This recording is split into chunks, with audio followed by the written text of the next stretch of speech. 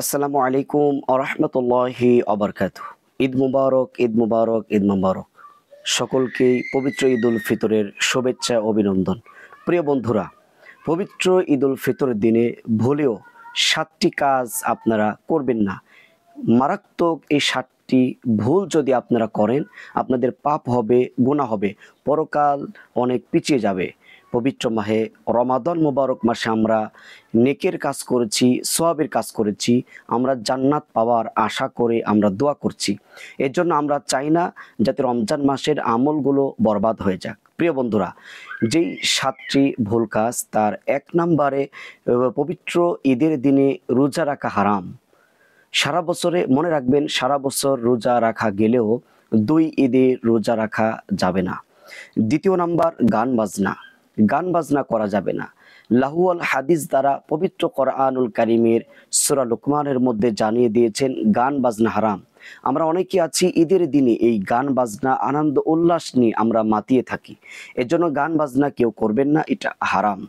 প্রিয় বন্ধুরা, আমাদের 3 নাম্বার যেই কাজ আপনি করবেন না, সালামি। আজকে দেখা যায় বিভিন্ন জায়গায় সালামির নামে মাথা নত করা হচ্ছে।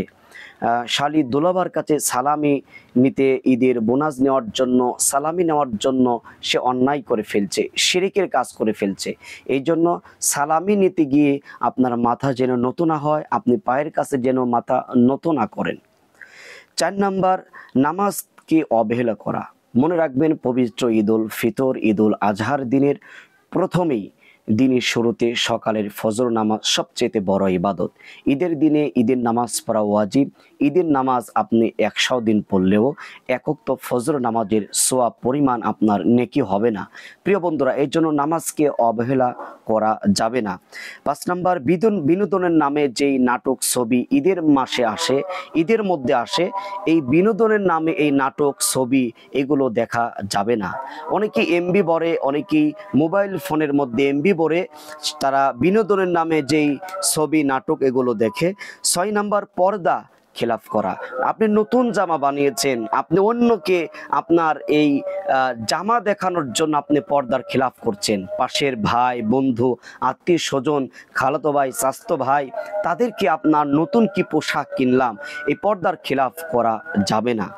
7 নাম্বার, আত্মীয় স্বজনের সঙ্গে সম্পর্ক রাখতে হবে। আত্মীয় সঙ্গে সম্পর্ক বিচ্ছিন্ন রাখা যাবে না। আমাদের রমজান মাসে এই ঈদ উল ফিতর দেওয়ার কারণে, জাকাত, এই দান সাদগার কারণে আমাদেরকে আত্মীয় স্বজনকে কাছে টেনে নিতে হবে, গরিবদের পাশে যেতে হবে, আত্মীয় স্বজনের পাশে যেতে হবে।